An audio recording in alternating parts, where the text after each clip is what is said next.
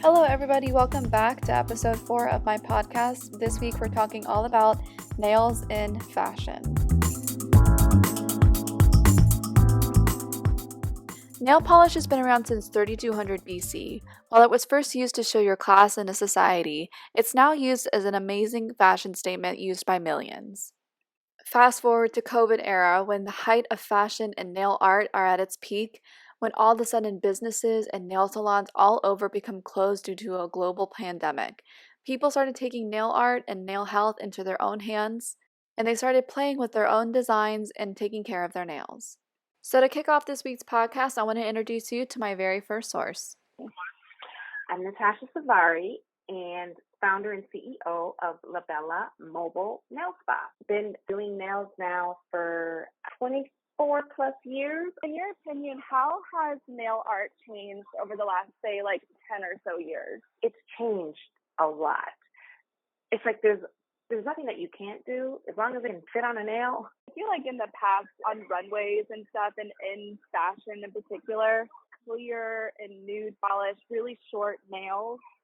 And I feel like now nail art has become kind of like an accessory. It's part of the outfit. Why do you think that before nails were to be under the radar and now they're just as important to the outfit as a purse could be?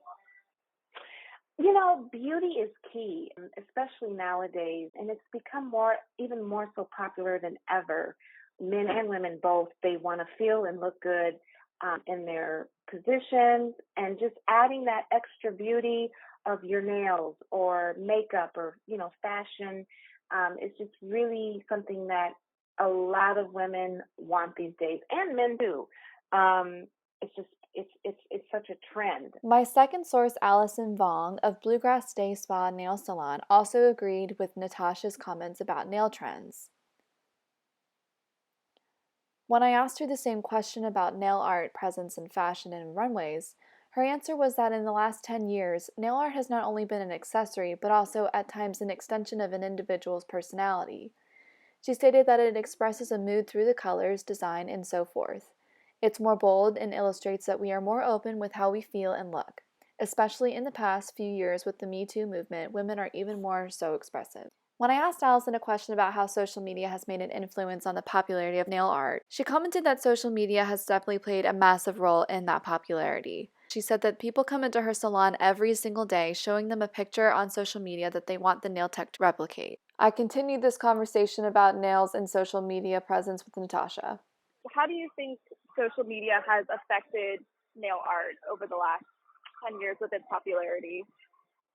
Oh, goodness. Well, now that we have social media, you can display, whatever you do. And social media is just the way of the world now. Well, 10 years ago, we were looking at magazines and print material, but now it's all digital, which is great. The further I got into my conversation about nail art with Natasha, the more I started to realize that nail art is just as important to someone as jewelry or purses or any other accessory that someone would add to their outfit. Our discussion really just blossomed into something about how something makes somebody feel.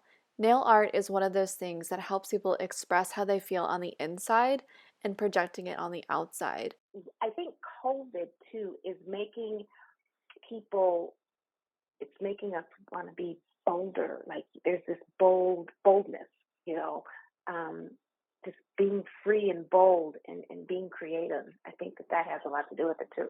Our conversation even led into the topic of gender. Men are more so beautifying themselves by having regular manicures, pedicures, and getting their nails done. So I've been noticing that. I know a lot of men associate taking care of their bodies as a lady thing. That's something women do. That's not what men do. Even just washing their face or putting chapstick on. No, that's for girls. And I definitely know that my own father is the same way. It's we'll tell him he's got the scaliest, grossest feet and nails, and we're like, you need a freaking pedicure. You're going to love it.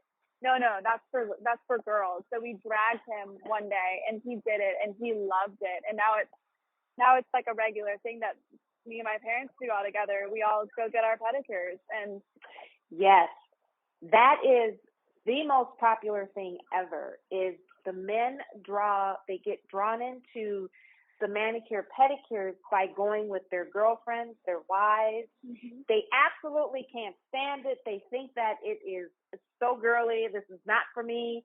And once they get in and they realize that this is a relaxation, they like the massaging and they like to it's good for the massaging, the relaxation, and to get cleaned up. Yeah. They realize I don't have to do this myself. Like, oh my goodness. And they give up.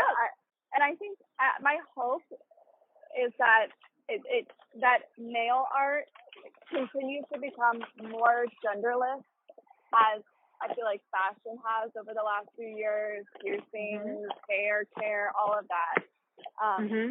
And that is my hope. In my final attempt to research about how exactly nail is present in fashion, I took to the source Reddit again. In Reddit, I simply asked the question, how are nails in fashion? I had a plethora of answers, and basically they were all saying the same thing. People approach nails the same way they approach jewelry or tattoos or hair color or accessories. They are all expressions of inner wants and in our creative ways people express themselves. That is all for this week's podcast, all about nails, presence, and fashion. I hope you all enjoyed, and I will see you in the next one.